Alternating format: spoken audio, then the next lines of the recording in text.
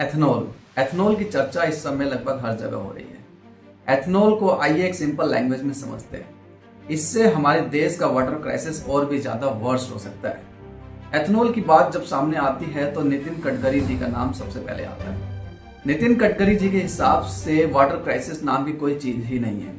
ऐसे में नीति आयोग की रिपोर्ट ये कहती है कि 2030 तक कई मेजर सिटीज का ग्राउंड वाटर जीरो तक पहुंच सकता है। अब हम लोगों को वाटर क्राइसिस फेस नहीं करना पड़ रहा बिकॉज वी आर प्रिविलेज्ड, लेकिन इसका मतलब ये नहीं है कि वाटर क्राइसिस नाम की कोई चीज है ही नहीं। डेली लोग पानी के लिए तरसते हैं। अभी लोकल शहरों में चले जाओ, मुंबई एंड दिल्ली जैसे, वहां पे टैंकरों की लाइन लगी रहती है। एंड इस चीज पर सरकार से सवाल पूछने की बजाय मीडिया ये बोल रही है कि घर में जो मेहमान आते हैं वो थोड़ा पानी पीकर गिलास साइड में रख देते हैं, जिससे कि हजारों करोड़ों लीटर का पानी वेस्ट हो जाता है।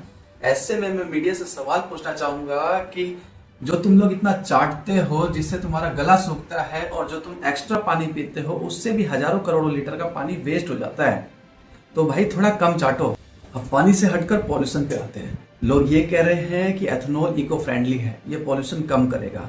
भाई बता दूं कि मेघालय के बर्नीहाट में वही एथेनॉल फैक्ट्री से लोगों को कैंसर हो रहा है, लोगों को स्किन डिजीज, ब्रीथिंग, अस्थमा जैसी एटसेट्रा बीमारियां हो रही हैं। ऐसे में जब ये लोग इसको रिवील करना चाह रहे हैं तो कई सिक्योरिटी गार्ड इस बात को रोक दे रहे हैं। Byrnihat is one of the most polluted area in the world. ऐसे में मेरा सिर्फ लास्ट क्वेश्चन ये रहेगा कि ये सारा इंफ्रास्ट्रक्चर डेवलपमेंट सिर्फ अमीर लोगों के लिए है क्या? क्या अमीर लोग ही एयर प्यूरिफायर जैसी चीजें अफोर्ड कर सकते हैं? वो ऐसी महंगी महंगी गाड़ियों में घूम सकते हैं? उनके पास इतना पैसा है कि विंटर में जब हमारा AQI आसमान छू लेता है तो वो किसी लो AQI वाली कंट्री में जाकर वेकेशन मनाते हैं। गवर्नमेंट अक्सर ब्राजील का एग्जाम्पल देती है कि ब्राजील में E100 चलता है, फिर हमारे देश में क्यों नहीं चलता है? आपको बता दूं, एथेनॉल इम्प्लीमेंटेशन ब्राजील में इन 1970 में हुआ था, लेकिन ऐसे ही नहीं कर दिया गया था कि E85 लेके आ जाया जाए, E95, E100 यूज किया जाए।